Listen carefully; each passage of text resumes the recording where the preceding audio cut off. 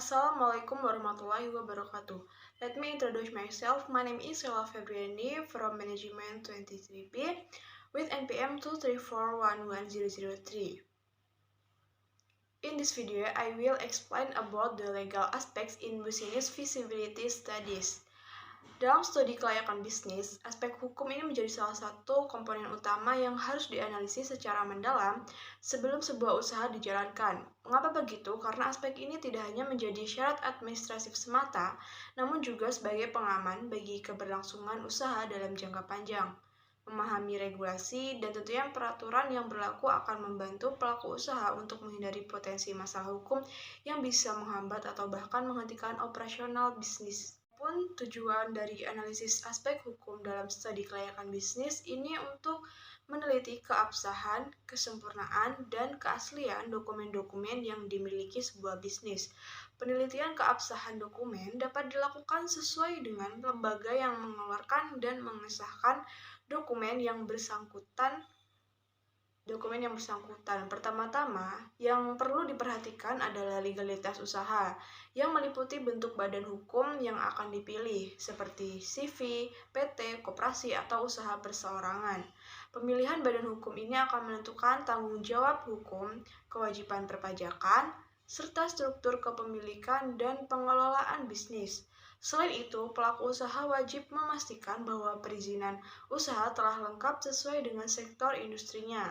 Misalnya untuk usaha makanan nih, diperlukan izin dari BPOM kan tentunya, atau sertifikat halal dari MUI, sedangkan usaha yang bergerak di sektor konstruksi membutuhkan izin khusus dari lembaga terkait.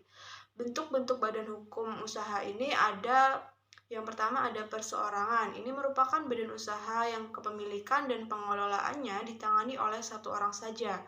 Dalam sisi pengelolaannya, pengusaha tentu memperoleh semua keuntungan perusahaan, namun juga menanggung semua resiko yang ditimbulkan dalam kegiatan perusahaan. Yang kedua, bentuk persekutuan. Ini adalah perusahaan yang memiliki dua pemodal atau lebih.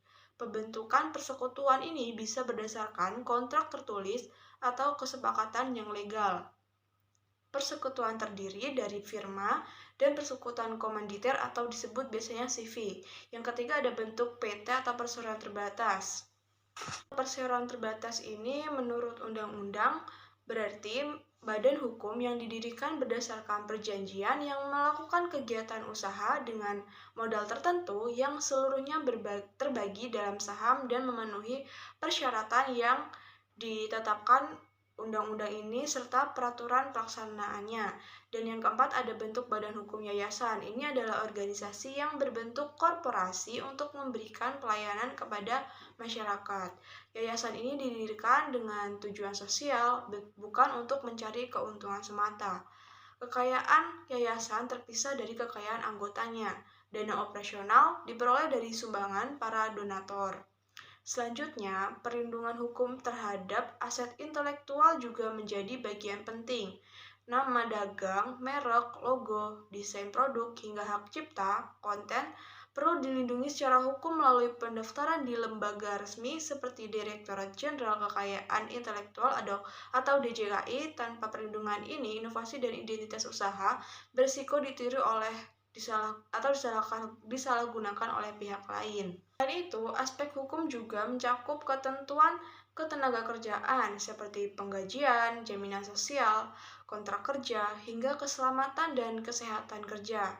Pelanggaran terhadap hak-hak tenaga kerja dapat menimbulkan sengketa dan mencoreng citra perusahaan.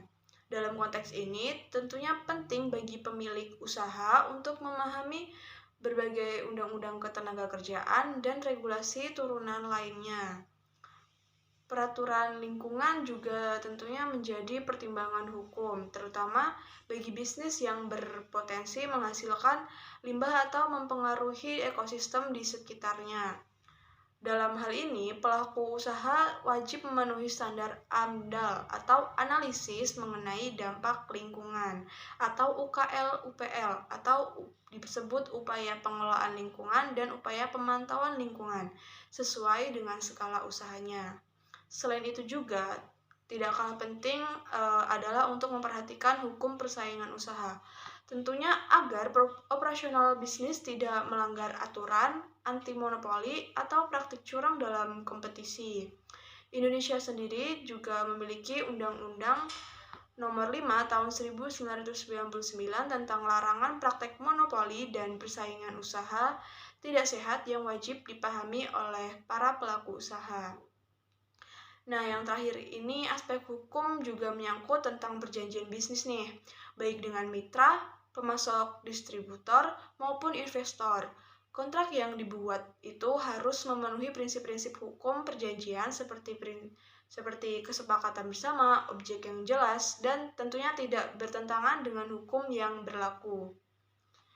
Dengan menganalisis seluruh aspek hukum ini, tentunya studi kelayakan bisnis akan memberikan gambaran menyeluruh tentang resiko hukum yang mungkin nanti akan timbul bisa jadi serta bagaimana sih strategi mitigasinya. Ini tidak hanya melindungi bisnis dari potensi konflik dan tuntutan, tetapi juga membangun kredibilitas di mata investor, konsumen, dan regulator.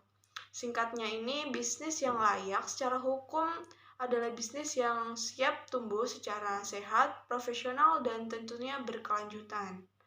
So, I think that's all I can say in this video. I end it with wassalamualaikum warahmatullahi wabarakatuh.